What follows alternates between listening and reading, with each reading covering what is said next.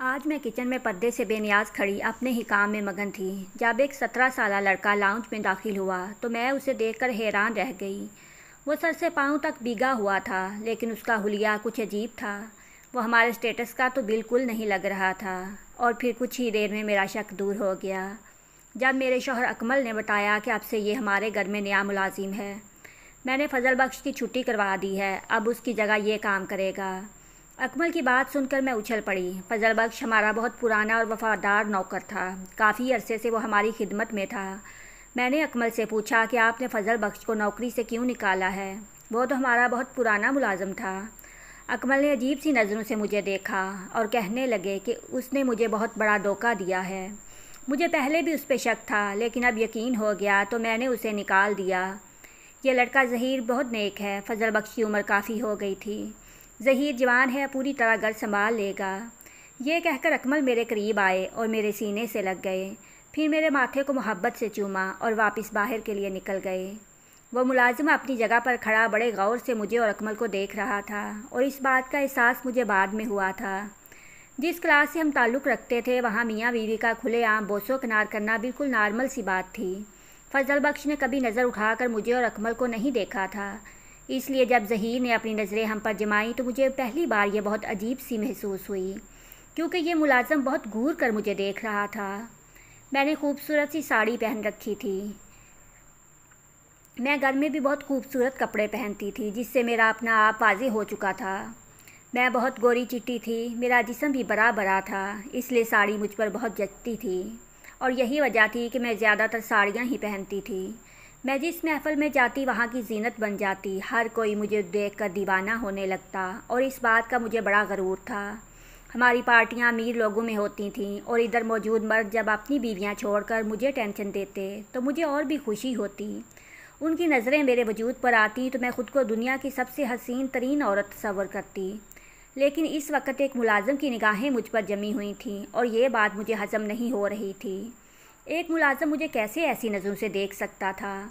उसकी बड़ी बड़ी आंखों में काजल के डोरे डले हुए थे। कमीज शलवार में भीगा हुआ मैला सा लग रहा था, और उसके बटन भी खुले हुए थे। मैंने एक नज़र उस पर डाली और कहा कि अपना हुलिया सुधारो और फिर कामकाज शुरू करो। फजल बख्श को घर का हर काम मालूम था। लगता है कि तुम्हें नए सिरे से सब कुछ बताना पड़ेगा।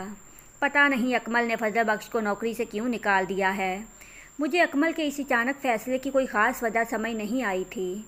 मैंने ज़हीर को क्वार्टर भेज दिया था। कुछ देर बाद वो साफ़ सुथरा होकर लौटा तो मैं उसे देखकर हैरान रह गई। उसका हुलिया बिल्कुल ही बदल गया था। वो कोई पढ़ा लिखा लड़का लग रहा था, और फिर अचानक ही मेरे बहुत करीब आकर खड़ा हो गया और सीने पर हाथ बांधकर कहने लगा, बेगम साहिबा बताएं क्या काम करना है। उसकी इस हरकत पर मुझे बहुत गुस्सा आया था। वो मेरे बहुत ही ज़्यादा करीब आ गया था। मैं 2 कदम पीछे हटी और उससे कहा कि पहले तो अपनी हद याद कर रखो, मैं तुम्हारी सरदार हूँ। मैंने आहिस्ता आहिस्ता उसे किचन के काम काज और रोज़ाना के मामलात समझाने शुरू कर दिए थे।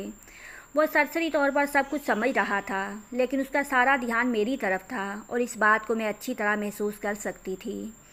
मेरा खून बुरी तरह खौल रहा था। पता नहीं कैसा नौकर था, और अकमल उसे कहाँ से उठा कर लाए थे। बेख्तियार ही मुझे फजल बख्श की याद आ रहा था। मैंने सोचा था कि रात को जब अकमल लौटेंगे तो मैं उनसे पूछूंगी कि ये नौकर उन्हें कहाँ से मिल गया है। मेरा बस चलता तो मैं उसे अभी नौकरी से फारिग कर देती, लेकिन रात का खाना तैयार नहीं था। बारिश की वजह से घर गंदा हो गया था, और ऐसे में मुलाजिम की अशद ज़रूरत थी। मैंने ना ही ये सब काम कभी किए थे और ना ही मुझे आते थे, इसलिए अगर मैं इस लड़के को निकाल देती तो ये सब कुछ ऐसे ही रह जाता और मुझे खुद करना पड़ता। ये सोचकर मैंने उसे खामोशी से बर्दाश्त किया। रात के 10 बजे के करीब अकमल लौटे थे। तब तक वो मुलाजिम काम निपटा कर अपने क्वार्टर में जा चुका था। मैंने अकमल के आगे खाना लगाया और उनसे कहा कि ये आप कैसे उठा कर ले आए हैं। सारा वक्त अजीब अजीब नज़रों से मुझे देखता रहता है। मेरी बात सुनकर अकमल मुस्कराया और कहने लगे, खाम खा वहम ना पालो, तुम 36 साल की औरत हो और वो एक 17 साल का लड़का। फजल बख्श ने डकैती का सिलसिला जारी कर रखा था, और सुबह मैंने खुद उसे रंगे हाथों पकड़ा था, इसलिए मैंने उसे निकाल दिया है। यह लड़का हमारे फार्म पर नौकरी करता था। अच्छा और नेक लड़का है, इसीलिए मैं उसे घर ले आया। अकमल की बात सुनकर मुझे शदीद गुस्सा आया था। वो ये बात जताना नहीं भूलते थे कि मैं 36 साल की हो चुकी हूँ। دراصل اس عمر میں بھی میں خود کو فٹ رکھنے کی ہر ممکن کوشش کرتی تھی اور ہر پارٹی کی زینت بنتی تھی۔ یہ بات اکمل کو برداشت نہیں تھی۔ اکثر مجھے کہتے کہ خود کی نمائش کرنا بند کر دو، تم اب عمر سیدھا ہو رہی ہو، کم سے کم اپنی عمر کا ہی لحاظ کر لیا کرو۔ اور مجھے یقین تھا کہ اکمل یہ سب جل کر کہتے ہیں۔ وہ خود میرے جیسے خوبصورت اور ہینڈسم نہیں تھے، بلکہ اپنی عمر سے کہیں زیادہ بڑے ہی لگتے تھے۔ میں نے اکمل کی باتوں کو نظر انداز کرتے ہوئے ان سے کہا کہ آپ بس مجھے کسی دوسرے نوکر کا انتظام کر دیں، میں اس لڑکے کے ساتھ گزارا نہیں کر سکتی۔ میری بات سن کر اکمل کہنے لگے کہ کیا تمہیں معلوم نہیں ہے کہ ہماری سوسائٹی میں نوکر ملنا بھی کتنا مشکل کام ہے؟ یہاں نوکروں کے نخرے بھی بہت ہیں اور کام بھی کچھ اچھا نہیں کرتے۔ یہ غریب اور شریف لڑکا ہے، 1-2 دن میں سارے کام سمجھ جائے گا، تو تمہیں پریشانی نہیں ہوگی، تم زیادہ اس کی طرف دھیان نہ دو۔ اکمل کا رویہ اتنا خشک تھا کہ میں دوبارہ اس موضوع پر بات نہیں کر سکی۔ میں نے سوچا کہ میں اپنے طور پر ہی ملازم کو سختی سے ہدایت کر دوں گی کہ وہ اپنی حد میں رہے اور اپنے کام سے کام رکھے، لیکن اگلی صبح ہی اکمل نے اپنا کچھ ضروری سامان باندھنے کا کہہ دیا اور پوچھنے پر بتایا کہ کام کے سلسلے میں وہ شہر جا رہا ہے اور 1 مہینے بعد لوٹے گا۔ یہ سن کر میری جان نکل گئی۔ میں نے گھبرا کر کہا، میں اکیلی کس طرح گزارا کروں گی؟ پہلے تو فضل بخش کا آسرا تھا، اب یہ نیا ملازم، مجھے تو ویسے ہی سمجھ نہیں آ رہا۔ میری بات سن کر اکمل نے سر پکڑ لیا اور کہنے لگے، فضل بخش کا پیچھا چھوڑ دو، اب ظہیر ہی ہمارے گھر کا حصہ ہے اور میں اس سے کہہ دوں گا یہ تمہارا خیال رکھے گا، فی الحال میرا جانا ضروری ہے۔ اور پھر اکمل نے اپنا سامان پیک کروایا اور نکل گئے، لیکن اکمل کو نکلے 2 گھنٹے بھی نہیں ہوئے تھے کہ ظہیر میرے کمرے میں آ گیا۔ میں نے حیرت سے سر اٹھا کر اسے دیکھا تو وہ اپنی بڑی بڑی آنکھوں سے پوری طرح میرا جائزہ لے رہا تھا۔ میں موبائل فون میں مصروف تھی، اس لیے مجھے اس کے آنے کا کچھ دیر بعد معلوم ہوا تھا۔ پتہ نہیں وہ کب سے کھڑا تھا۔ میں نے غصے سے پوچھا، کیا مسئلہ ہے؟ میرے سر پر کیوں کھڑے ہو؟ وہ بڑے عجیب انداز میں مسکرایا اور کہنے لگا، بیگم صاحبہ آپ کے لیے کیا بنانا ہے؟ آپ نے بتایا نہیں۔ میں نے غصے میں کہا، میں اکیلی ہوں، باہر سے کچھ بھی منگوا لوں گی، تم جاؤ اور صفائی کا کام دیکھو۔ کچھ ہی دیر گزری تھی کہ ظہیر دوبارہ سے واپس آ گیا اور کہنے لگا، کام ہو گیا ہے۔ میں اس کی پھرتی پر حیران رہ گئی تھی۔ میں نے غصے میں کہا، اپنے کوارٹر میں چلے جاؤ، مگر اس نے صاف انکار کر دیا۔ کہنے لگا، صاحب نے رات تک بنگلے میں رہنے کا حکم دیا تھا، میں کوارٹر میں نہیں جا سکتا، اور پھر وہ لاؤنج میں زمین پر ہی بیٹھ گیا۔ میں نے خود کو کمرے میں ہی بند کر لیا۔ اس کی موجودگی سے مجھے بڑی کوفت ہو رہی تھی۔ کچھ دیر گزری تو چوکیدار نے مجھے اطلاع بھجوائی کہ فضل بخش باہر دروازے پر آیا ہے اور وہ مجھ سے ملنا چاہتا ہے۔ یہ سن کر میں فوراً کمرے سے نکلنے لگی تو ظہیر نے مجھے روک لیا اور کہنے لگا کہ صاحب نے منع کیا تھا، فضل بخش سے آپ کو نہیں ملنے دوں گا، وہ آپ سے معافی مانگے گا اور آپ اس کو اس پر رحم آ جائے گا۔ میں نے غصے میں ظہیر کو کہا کہ میں تمہاری اجازت کی پابند نہیں ہوں، تم میرے ملازم ہو، سمجھے؟ جیسے ہی میں کمرے سے باہر نکلی تو اس نے پیچھے سے اکمل کو فون لگایا اور جھٹ پٹ فضل بخش کے آنے کا قصہ سنا دیا۔ میں کچھ آگے ہی بڑھی تھی کہ اس کی حرکت پر ٹھٹک کر رک گئی اور پھر اس نے اپنا فون میری طرف بڑھا دیا۔ دوسری طرف اکمل تھے جو انتہائی غصے کے عالم میں مجھ سے کہہ رہے تھے کہ اگر تم نے فضل بخش سے ملنے کی کوشش کی تو دوبارہ بنگلے کے اندر قدم نہیں رکھنا۔ اکمل کا اس طرح کا لہجہ سن کر میں دنگ رہ گئی تھی۔ میں نے فون کاٹ دیا اور بری طرح گور کے ظہیر کو دیکھا۔ اس کے چہرے پر مسکراہٹ آ گئی۔ وہ کہنے لگا، مجھے معاف کر دیجیے، صاحب نے مجھے یہی ذمہ داری سونپی ہے، میرا کام آپ کی حفاظت کرنا ہے۔ مجھے اس پر اس قدر شدید غصہ آ رہا تھا کہ میں نے اس سے کچھ بھی نہیں کہا اور واپس کمرے میں جا کر بند ہو گئی۔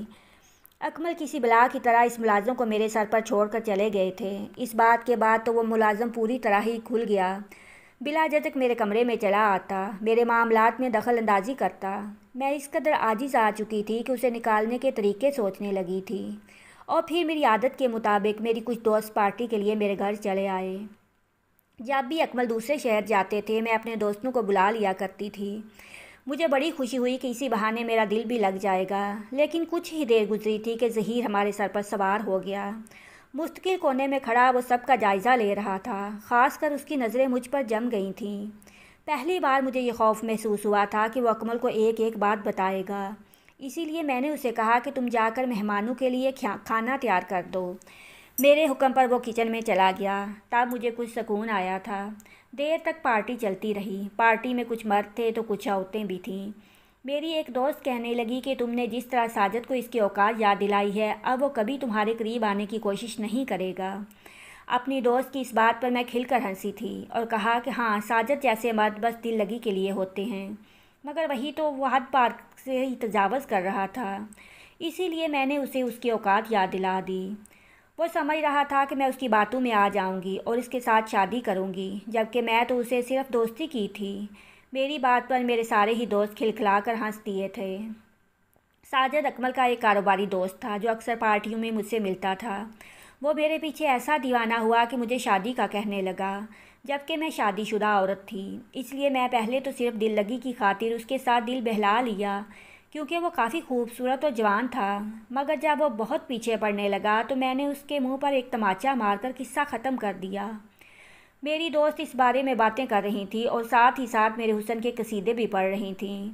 میرا آج کا دن کافی اچھا گزرا تھا، دوستوں کے ساتھ وقت گزرنے کا پتہ ہی نہ چلا۔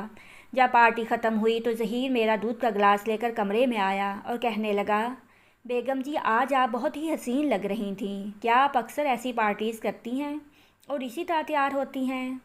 اس کی نظر میرے پہناوے پر جمی ہوئی تھی۔ میں نے جدید طرز کا لباس پہن رکھا تھا۔ میں نے کہا، ہاں، میں اسی طرح کی ڈریس پہنتی ہوں اور پارٹیز بھی کرتی ہوں، تمہیں کوئی اعتراض ہے کیا؟ وہ مسکرایا اور کہنے لگا، نہیں، مجھے بڑی خوشی ہوئی ہے، آپ اس ڈریس میں بہت زیادہ حسین لگ رہی ہیں، میں نے آج تک کسی کو اتنا خوبصورت نہیں دیکھا۔ وہ دل سے میری تعریف کر رہا تھا اور اپنی تعریف سن کر خود بخود میرے اندر ایک سکون اترا تھا۔ بہت عرصے بعد کسی نے میری تعریف کی تھی، لیکن میں یہ بات اپنے چہرے پر نہیں آنے دی اور اس سے کہا، میرے کمرے میں بلا ضرورت مت آیا کرو۔ میری بات سن کر وہ واپس چلا گیا تھا۔ اسی طرح دن گزرتے چلے گئے اور میرے شوہر کو پورے 3 دن ہو گئے۔ ان دنوں میں ظہیر مجھے ہر طرح سے تنگ کیا تھا۔ وہ میری ہر چھوٹی سے چھوٹی بات کی خبر رکھتا اور کچھ باتیں تو اکمل تک بھی پہنچ جایا کرتی تھیں۔ مجھے ایسا لگنے لگا جیسے اکمل نے ظہیر کو مخبری کے طور پر رکھا ہو۔ کبھی کبھی تو مجھے یہ خیال بھی آتا کہ کہیں میرے شوہر کو ساجد والے معاملے کی بنک نہ پڑ گئی ہو، کیونکہ کہیں نہ کہیں میں نے بھی ساجد کے ساتھ دل لگی کا کھیل کھیلا تھا، اور اگر وہ اپنی حد سے تجاوز کر بیٹھا تھا تو اس میں میرا بھی ہاتھ تھا۔ میں نے ہی اسے اپنے حسن کے جلوے دکھائے تھے۔ مگر پھر میں سوچتی کہ اگر اکمل کو اس بارے میں ذرا بھی بنک ہوتی تو اکمل میری جان لے لیتے۔ وہ مجھے لے کر بہت ہی زیادہ شکی تھے اور ان سے یہ بات برداشت نہیں ہوتی تھی کہ کوئی غیر مرد میری طرف نظر اٹھا کر دیکھے۔ جب ہی تو انہیں میرے لباس پر بھی اعتراض تھا، مگر وہ چاہ کر بھی مجھے روک نہیں سکتے تھے، کیونکہ میں بھی ایک امیر باپ کی بیٹی تھی اور ان کی روک ٹوک مجھ پر اثر انداز نہیں ہوتی تھی۔ کبھی وہ محبت سے سمجھاتے تو کبھی سخت لہجے میں، لیکن میں وہی کرتی جو مجھے کرنا ہوتا، اور اب یہ بات انہیں بھی اچھی طرح سمجھ آ گئی تھی، اسی لیے انہوں نے کچھ کہنا ہی چھوڑ دیا تھا۔ ایسے ہی 30 دن گزر گئے اور پھر ایک دن ظہیر نے ایسی حرکت کی کہ میرے رونگٹے کھڑے ہو گئے۔ وہ اسٹور روم میں گیا اور پھر اس نے چیخنا چلانا شروع کر دیا تھا۔ اس کی آوازوں پر میں گھبرا کر اسٹور روم کے دروازے پر پہنچی تھی۔ اسٹور روم میں اندھیرا تھا اور وہ اندر ہی کہیں تھا۔ میں آواز دے کر پوچھنے لگی، کیا ہوا ہے؟ وہ بس چیخ رہا تھا۔ مجھے ڈر لگا کہ کوئی شارٹ سرکٹ نہ ہو گیا ہو، کیونکہ گھر کے سارے کنیکشن اسٹور میں موجود تھے۔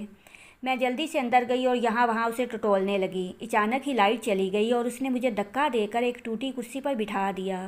میں گھبرا گئی اور کہا، یہ کیا حرکت ہے؟ اکمل کو آنے دو، میں تمہیں یہاں سے دھکے دے کر نکلواؤں گی۔ میری بات سن کر وہ ہنسا اور اسٹور روم کا دروازہ بند کر لیا۔ کہنے لگا کہ صاحب جب بھی آئیں گے تب دیکھیں گے، ابھی تو آپ میرے قبضے میں ہیں۔ اور پھر اس نے زبردستی میرے وجود سے پہناوے کو جدا کیا اور میری فوٹو بنانے لگا۔ میں اسے روکنے لگی، لیکن وہ رکنے کو تیار ہی نہ تھا۔ میرے مقابلے میں وہ جوان تھا، اسی لیے میں اس کے قابو میں آ گئی۔ اس نے میری کئی ساری فوٹیج بنا لی اور پھر کچھ ہی دیر بعد کہنے لگا، اب آپ کو پتہ چلے گا کسی کے جذبات سے کھیلنا کیا ہوتا ہے۔ مجھے سمجھ نہیں آ رہا تھا اس نے میرے ساتھ یہ حرکت کیوں کی، لیکن کچھ ہی دیر بعد مجھے یہ بات سمجھ آ گئی جب اسٹور کا دروازہ بجا اور ساجد اسٹور میں داخل ہوا۔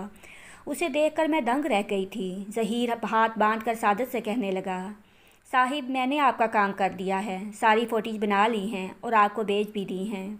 آپ نے جیسا بتایا تھا یہ عورت ویسی ہی ہے، اپنے شوہر کے پیچھے غیر مردوں کے ساتھ پارٹی بھی کرتی ہے اور اپنی نمائش کرنا فرض سمجھتی ہے، اس لیے جو آپ نے کہا میں نے کر دیا۔ ساجد نے اسے کمرے سے جانے کی اجازت دی اور پھر مجھ سے کہنے لگا کہ میں تمہارے پیچھے اس لیے پڑا تھا کیونکہ تم نے مجھے اپنی اداؤں کے جال میں پھنسایا تھا، لیکن تم نے مجھے لوگوں کے درمیان تماچا مار کر اچھا نہیں کیا۔ اب تمہاری یہ فوٹیج میں تمہارے شوہر کو بھیجوں گا اور پھر تم کہیں کی نہیں رہو گی۔ ساجد کی بات سن کر میں اس کے پیروں میں بیٹھ گئی اور کہا کہ میرے ساتھ ایسا نہ کرو، مجھے معاف کر دو، لیکن وہ راضی نہ ہوا۔ کہنے لگا تم نے میری عزت کا تماشا بنایا تھا، اب تمہیں بھگتنا ہوگا۔ تمہیں اپنے جسم کی نمائش کرنا کا بہت شوق ہے نا؟ ان فوٹوز کے ذریعے تمہاری صحیح طرح سے نمائش ہوگی، ہر کوئی تمہارے حسن کے جلوے دیکھے گا۔ تم امیر مردوں کے قریب ہوتی ہو اور اگر کوئی غریب آدمی تمہارے قریب ہو تو تمہیں برا لگتا ہے۔ آپ تمہاری یہ فوٹوز امیر بھی دیکھیں گے اور غریب بھی۔ مجھ سے کسی ہمدردی کی امید نہ رکھنا۔ تم جیسی غلط عورتیں ہی اچھی عورتوں کو بدنام کرتی ہیں۔ تم نے میرے ساتھ ہی نہیں جانے کتنے مردوں کے ساتھ یہ کھیل کھیلا ہے۔ سچ تو یہ ہے کہ تم اپنے شوہر کے ساتھ بھی وفادار نہیں ہو، صرف اس کے نام کے لیے اس کے ساتھ ہو، ورنہ تمہیں اس سے بھی کوئی خاص غرض نہیں ہے۔ میں اس کے پیروں میں گر کر رونے لگی اور کہا کہ مجھے معاف کر دو، میری فوٹوز پبلک نہ کرو، میں اکمل کو کیا منہ دکھاؤں گی۔ میری بات سن کر ساجد زور سے ہنسا اور کہنے لگا تمہیں پتہ ہے تمہارا شوہر اتنے دن کے لیے دوسرے شہر کیوں جاتا ہے؟ صرف تمہاری حرکتوں سے تنگ آ کر۔ اس نے ایک عزت دار لڑکی سے شادی کر لی اور یہی وجہ ہے کہ تمہارے پرانے ملازم فضل بخش کو پتہ چل گئی تھی، اس لیے تمہارے شوہر نے خاموشی سے اسے نوکری سے نکال دیا اور پھر مجھے کسی نوکر کو ارینج کرنے کا کہا۔ مجھے تو موقع ملا بدلہ لینے کا، اسی لیے میں نے اپنے ہی ملازم کو تمہارے گھر کا نوکر بنا کر بھیج دیا۔ میں جانتا تھا کہ میرے ملازم کی نیت اچھی نہیں ہے، وہ تم پر بری نظر ڈالے گا اور یہی میں چاہتا تھا۔ میں ہر طرح سے تم سے بدلہ لینا چاہتا تھا۔ اب تمہاری یہ فوٹوز پبلک ہوں گی، تمہارا شوہر تمہیں خود طلاق دے گا، تم کسی کو منہ دکھانے کے لائق نہیں رہو گی۔ اور پھر واقعہ ہی اس نے اپنی بات پوری کی تھی اور وہی سب کچھ ہوا تھا جو ساجد نے کہا تھا۔ اکمل کو جیسے ہی میری وہ فوٹوز ملنی شروع ہوئی، اس نے مجھے طلاق دے کر گھر سے نکال دیا اور پھر اپنی دوسری بیوی کو عزت سے رخصت کروا کر اس گھر میں لے آیا، جبکہ میں دنیا سے منہ چھپاتی پھر رہی ہوں۔ میرے پاس پیسے کی کمی ابھی بھی نہیں ہے، لیکن اب مجھے اپنی عزت کے لیے چلے جانے سے خوف آتا ہے، اس لیے میں نے امیروں کا محلہ چھوڑ دیا ہے اور کوشش کر رہی ہوں اپنی زندگی گزاروں اور بھول جاؤں گزری ہوئی زندگی کو۔ میری تمام لڑکیوں سے گزارش ہے کہ ہمیشہ اپنے وجود کو چھپا کر رکھو، اپنی خوبصورتی کو غیروں پر عیاں نہ کرو۔ عورت کا حسن پردے میں ہے، عورت کی خوبصورتی چار دیواری میں برقرار رہتی ہے۔ جو لڑکی کسی بھی مرد کی ہوس میں پڑ جاتی ہے، یقیناً وہ ایک دن برباد ہو جاتی ہے۔